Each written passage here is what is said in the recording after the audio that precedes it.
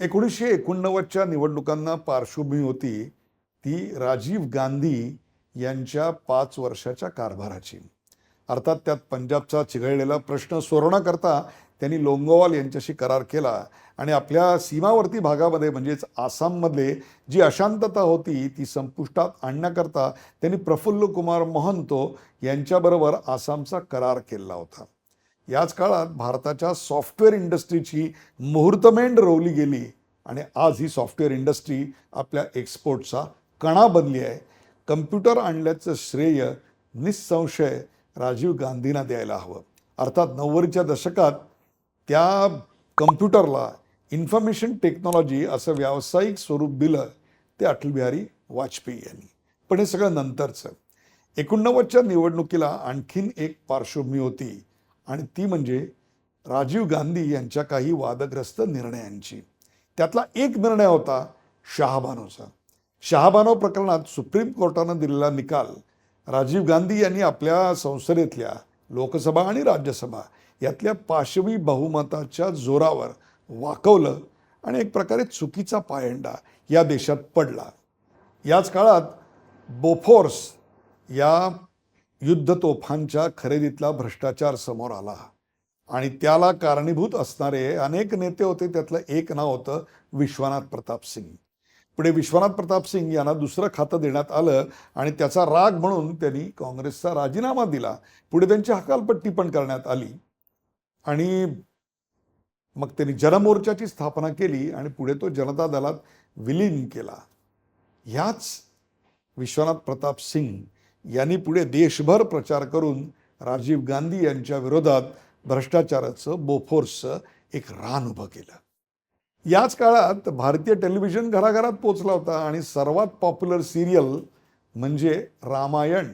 रामानंद सागर यांच्या रामायण या सिरियलला इतकी प्रचंड लोकप्रियता मिळाली, त्याचं गारुड इतकं की आत्ता करोना पसरल्यानंतर सुद्धा जेव्हा त्याचं पुनः प्रक्षेपण करण्यात आलं तेव्हा त्याला सर्वात जास्त TRP मिळाला. इतकंच काय, रावणाची भूमिका करणारा आणि सीतेची भूमिका करणारी या दोघांनाही या जनतेनं पार संसदेत नेऊन पोचवलं.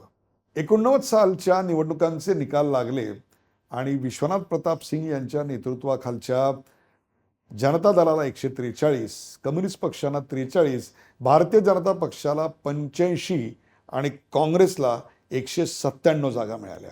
अर्थातच काँग्रेसचा सपशेल पराभव झाला.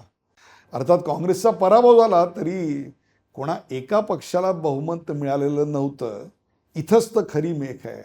फ्रॅक्चर्ड मॅन्डेटची ही अशी जीवघेणी थट्टा खूप महागात पडली लोकशाहीला. त्या काळात काँग्रेसची घोषणा आणि प्रचार होता, elect the government that works faster. गतिमान सरकारसाठी काँग्रेसला मतदान करा. पण जनतेने ते नाकारलं आणि त्या काळात 89च्या काळात एक घोषणा आली, हर हाथों को काम, हर काम को सही दाम, अयोध्या में राम, हटाओ बोफोर्स के बदनाम. या घोषणेशी माझा जवळचा संबंध म्हणजे पॉलिटिकल मार्केटिंगचा PhD स्टुडंट म्हणून त्या काळात मी पहिला मोठा ओपिनियन पोल केला होता आणि संपूर्ण देशामधून जे 4 महत्त्वाचे इश्यूज लोकांच्या जिव्हाळ्याचे म्हणून प्रश्न म्हणून जिव्हाळ्याचे म्हणून समोर आले होते त्याचंच प्रतिबिंब पुढे घोषणेत झालं होतं. म्हणजे उदाहरणार्थ, हर हाथों को काम म्हणजे बेरोजगारांना रोजगार, हर काम को सही दाम म्हणजे शेतीमालाला योग्य तो दाम, अयोध्या में राम अर्थातच रिलिजन, हटाओ बोफोर्स के बदनाम म्हणजे भ्रष्टाचार. लक्षात ठेवा, त्याही काळी इतकी राळ उडवूनही भ्रष्टाचार 4थ्या क्रमांकावर होता. यातच सर्व काही आलं. या कॅम्पेनचा सर्वात मोठा फायदा झाला तो अर्थात भारतीय जनता पक्षाला आणि 2 वरून त्यांनी तब्बल 85वर मुसंडी मारली आणि त्यानंतर भारतीय राजकारणाच्या केंद्रस्थानी गेला तो भारतीय जनता पक्ष. पहिल्यांदा अनटचेबल म्हणून, अनॲक्सेप्टेबल म्हणून, त्यानंतर आता मोस्ट ॲक्सेप्टेबल म्हणून.